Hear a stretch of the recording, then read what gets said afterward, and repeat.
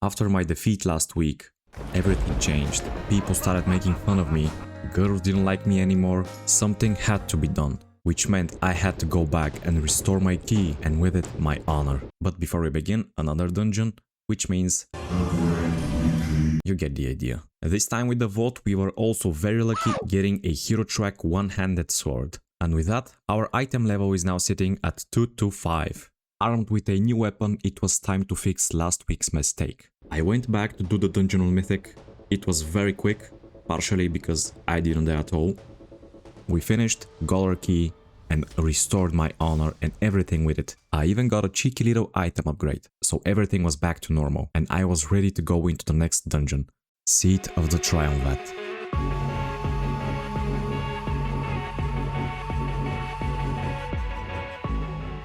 1, 2, 3, 4. As usual, the first pack is the one that I'm the most worried about, so I have to be very careful, because you remember what happened last time. I guess paladin healers are very strong, because this guy, even though his item level was so low, he was keeping me alive, even when I was absolutely sure I'm gonna die. And I was even prepared, I was already clenching my cheeks. Maybe the more observant of you have noticed something, and yes, this is the one button rotation key. Why, you ask? Well, last week when I failed the dungeon, I was so mad. I pointed so hard at my monitor that my finger broke. I have a splint on my finger now, and when I'm trying to press a button, it's pushing a couple of buttons at the same time. And I did try to play like that, but it didn't really work out. So one button rotation it is. It definitely isn't perfect, but it's getting the job done. The only downside is that it doesn't use my defensive cooldowns as much. So every now and then I have to awkwardly reach with one of my other fingers, or just click them with the mouse like it's 2006. Couple of packs in and some very close calls, we were already at the first boss. Zurao the Ascended, who looked like a corrupted Draenei, was one of those bosses I'm supposed to move around the arena. Every so often he casts Oozing Slam, spawning 2 slimes that slowly chase him. You're supposed to keep moving the boss so the slimes never catch him. I have no idea why, but I know it's something I'm supposed to do, and so I did my best to. A few laps later, the boss was dead. Again, bosses on Mythic 2 are nothing compared to the trash mobs. Next up were the 4 Rift Wardens that we needed to take down to close down the Void Rifts. Something very important with these mobs I've learned as a DPS is for the tank to not go too far away from the portal or the mob starts nuking the whole group. I kept things under control while slowly getting more confident with my pulls. I was playing with fire at this point, dropping to around 15% every other pull, but somehow this healer just refused to let me die. 3 portals down and I got lost. I'm not even making this up. It's been a while since I've done this dungeon, so I completely forgot which direction to go. I like how my group just blindly followed me. And after struggling to type to tell them I don't know which way to go, they pointed me in the right direction. With the last portal closed, it was time for the next boss. Saprish, the ethereal pet caretaker, I guess. This fight I did not notice anything specific for me as a tank. It was just the usual, make sure the Europe is in the circle and you're good to go.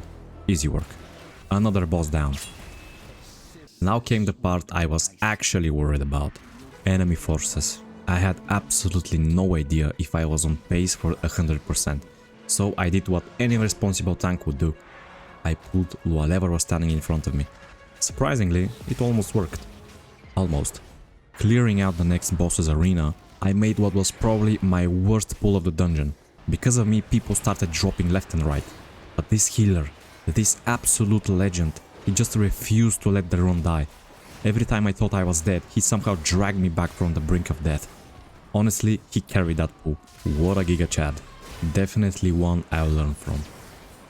Once everything finally settled down, we hit exactly 100% enemy forces. With only 1 extra mob.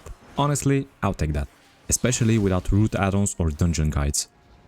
Next up was Viceroy Neshar, or as I like to call him, the hentai enthusiast, because of the tentacles and all. Yeah, funny. Just like the first boss, I had to drag him around so the DPS could cleave down his tentacles while damaging him at the same time. Nothing too complicated. And right after him was the last boss, Lura, the corrupted Naru.